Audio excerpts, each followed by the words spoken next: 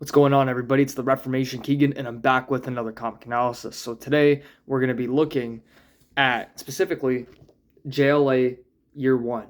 I love a good Year One story. I'm currently in the process of writing one right now, and I have to say that they are challenging in many ways. And one of the main ways that they're challenging is by trying to find information, either one about characters or one that you're creating, that is completely original. Because there's been so much stuff written on comics over the last century that you have to basically look at older ideas or older concepts and then take inspiration from those and then make them your own. So it's almost like an emulation of sorts. And this is what JLA Year One was, written by the legendary Mark Waid, who is probably, in my opinion, in the Mount Rushmore of comic writers if you look at his body of work. And I think that honestly, Kingdom Come should probably just get him into that Mount Rushmore category itself, because if you've never read Kingdom Come, I personally believe it's the greatest story, not just in DC history, but in comics history. And maybe one day I'll do a full-on analysis of Kingdom Come because it's not that long. It's only 4 issues. And it's also an Elseworld, which I really enjoy a good Elseworld. So I might get to that down the road. But back to JLA Year One. So we have 12 issues. Issues 1 and 12 are double issues. They're a bit longer, which is fine. I do think that some of the issues drag at times when they're a bit longer. And it's not because of an attention span thing. I just think sometimes you're trying to fit multiple stories within one. And I think oftentimes it's better if you separate them and make them separate issues. So you're not just giving your audience a written word sandwich, which can be problematic in a lot of ways that are not just visually an issue, but also an issue from an outlook that would cause you to try to interpret the information that's being put forth. So oftentimes a lot of writers, they will write a lot in their prose, and it's just too much to read. There's too many ideas at once, and they're conflicting, and sometimes pacing is a problem. For these issues specifically in 1 to 12, I don't think they were paced badly, but I do think they would have been better off being a bit separate issues, because then you give your audience a little more time to digest, but also the comic industry is a business, and 12 issues may have been what had to have been made. So that's just something to think about. However, I thought the story was very well done. You crafted 5 characters that are pretty synonymous with DC, and have gotten even more popular in recent years. You know, Black Canary now has her Best of the Best series. Aquaman had a great New 52 run. Hal Jordan has always been popular as the Green Lantern. The Martian Manhunter is now having the Absolute Martian Manhunter series, and if you haven't read that, I highly recommend checking it out. And The Flash has had many great stories since, as Barry Allen, Wally West, and Jay Garrick. But Barry Allen has also made a return since this in The Flash Rebirth, which also, if you've never read The Flash Rebirth, I highly recommend it. It's pretty fantastic. But this is one of the few, if not the only story of Barry Allen. But because it's written in the past, it's why Barry Allen is brought back after Crisis on Infinite Earths, which, again, another story you should probably read because it's really well done. But I liked all the issues. I thought Mark Waid's writing was really good in this. There's no holes in it. There's no plot holes either. Everything made sense. Everything was in sequence. And one of the things that I've learned from this particular arc is that less is more. So I'm currently writing what I'm writing right now, and I'm not going to fully reveal it or reveal anything much about it. But one of the things that I've been looking at with my writing is connecting dots, because I have all of these ideas and I want to plant seeds in each issue, and then eventually have all of it come to fruition in the latter half of the arc. So, like, let's say hypothetically you're going to have 12 issues. In the first 6, you give your audience a great hook, especially in the first issue, and you keep giving them that hook, and you give them other, stories like a B story and a C story, maybe even a D story, and you make them all unravel in the latter half. So that's your climax, as they would say in literature, where the highest point of action is happening, and it's when your rising action comes to its climax, and then there's a falling action down afterward. So I thought Mark Waid did that perfectly in this story, because especially in the first half, you get to know the characters a bit more. So you have Aquaman, who is almost treated in a way like an immigrant, because he's from the ocean. He doesn't know the land that well. He's not understood verbally or linguistically, and he also has a hard time understanding human language, even though he looks like a human anyway, and pretty much is. But he doesn't get the lingo, and that's a really fascinating story, because you tell the difference between marine life and terrestrial life. And the thing is, I think with Aquaman, because the character has had a reputation of being a bit vague and a bit boring, I think that Mark Waid here did a really good job at giving Aquaman a lot of good character traits that I think a lot of people can relate to, and that's a theme of relatability that, again, a lot of these comics have, that I think people really desperately overlook.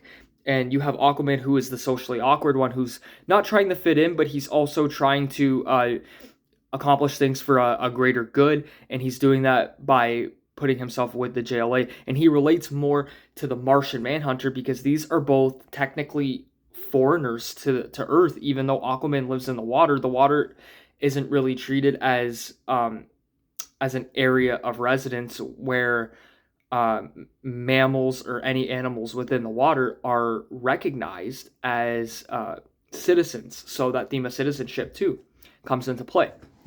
Martian Manhunter's the same thing.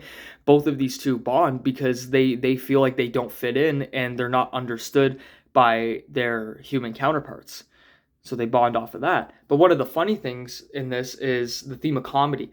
And you have comedy in the Green Lantern and in the Flash teasing Aquaman about a ball branch.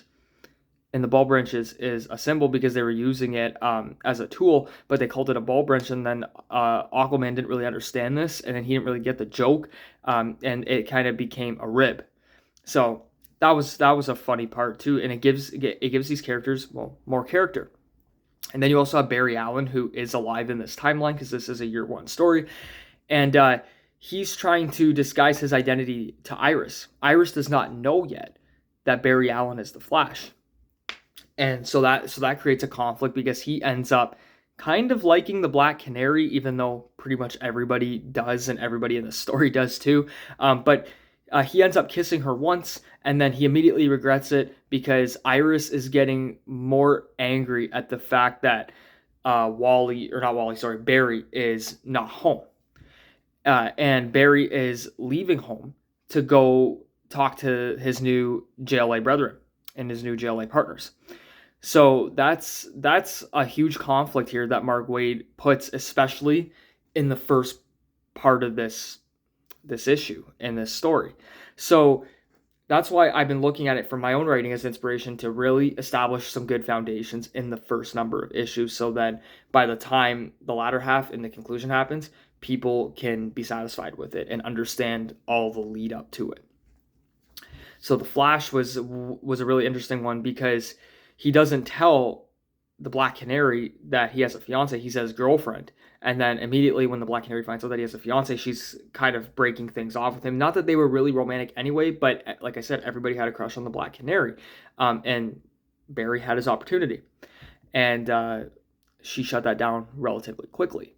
And then you have Hal Jordan too. Hal Jordan is a big theme of comedy. His sarcasm is really good in this, and his ability to actually relate to people through his sarcastic delivery is again very relatable, because you have a lot of people in your life where they're very sarcastic and very funny, but also at the same time that's their charm, and then you relate to them from a grander bigger point of view because they are seeing things differently to you, but you can understand why they're seeing things differently. And that's a thing with Hal Jordan. And then you also have the Green Arrow who shows up in the latter half too, and this kind of plants the seeds for his relationship with the Black Canary. And he is also very sarcastic, very reminiscent of the Justin Hartley version of the Green Arrow in Smallville. Maybe Mark Waid took inspiration of, from things like that, even though Smallville, I believe, came after the JLA year one. Smallville, I think, started in 2001.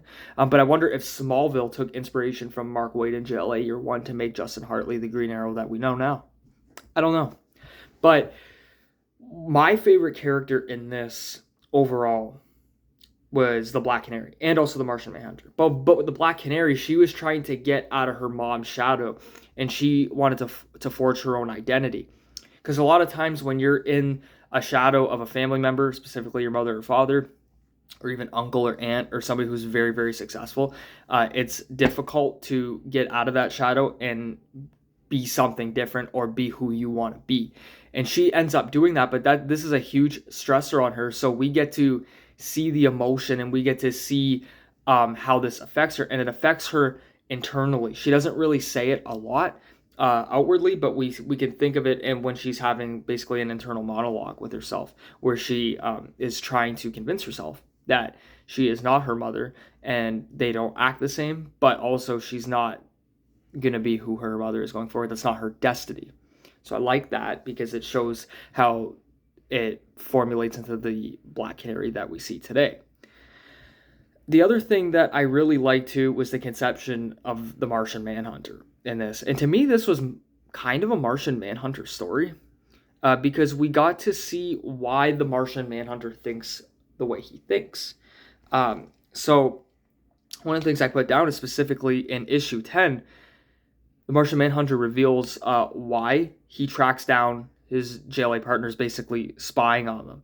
And it's over a lack of trust in humanity, because aliens and humans are not the same, obviously, as you know, and human beings have a reputation that they cannot be trusted.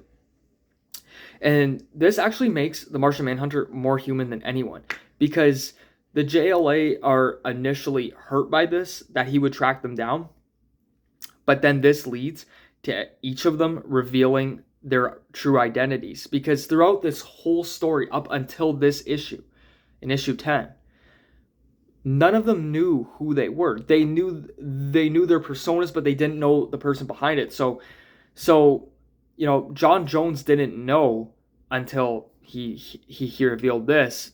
He didn't know or make it publicly known that he knew that the Flash was Barry Allen. And vice versa. Barry Allen did not know that the Martian Manhunter was John Jones either. Obviously, because the Martian Manhunter is telepathic and he can shapeshift, which is, two themes that are very villainous, but somehow Martian Manhunter is the most heroic hero in the JLA and maybe even in all of DC.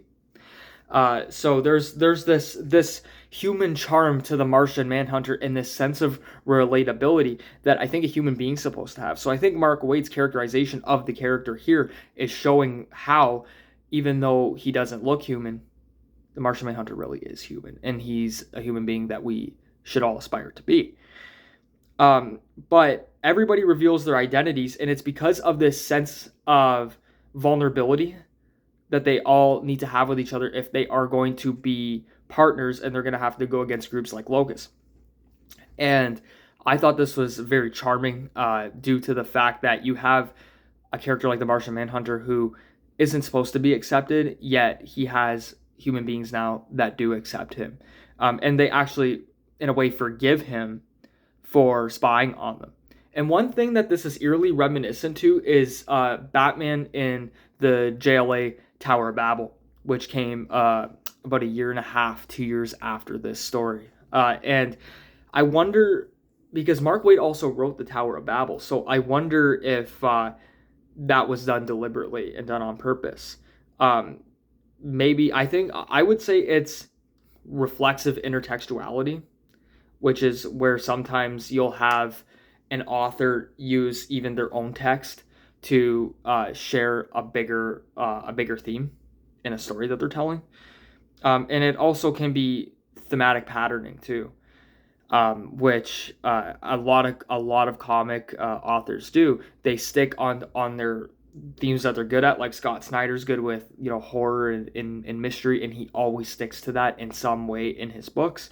And I think that's what Mark Waid's doing here with these themes of vulnerability and relatability, because we can also see it in Kingdom Come as well, and even in the Tower of Babel, because Batman in the Tower of Babel basically has a contingency plan. And what he does is he basically tracks down every member of the JLA and knows their weaknesses and discovers their weaknesses, but hides them just in case if they ever go rogue. And the JLA is not happy with him about this. And in a similar way, the JLA is not happy with the Martian Manhunter here, but because of the Martian Manhunter's past with human beings and how the JLA, you know, in ways would not hesitate to destroy aliens like they have in this story with Locust, you can understand why the Martian Manhunter would be a bit apprehensive and why he would want to be proactive to know basically who he's working with and to maybe defend himself. Because to me, this is a theme of self-defense. And I think that the JLA, they understood that, and I think that's why they ended up revealing their identities. So you have this juxtaposition between human and non-human, but the non-human's really the human, which ends up being a paradox at the end of the day. So let me know what you guys think of this story. I absolutely loved it. I will admit, in the first 2 or 3 issues, I didn't really know where it was going to go. But like I said earlier, I think that Mark Waid was planting seeds for the latter half of the arc, which I think was super well done. And I'm a huge fan of Mark Waid's work. So leave your comments down below. Like, share, comment, subscribe. We're on the road to 500. And if I get to 3,000 watch hours, I can become a YouTube partner and put out better content for you going forward. So, see you then.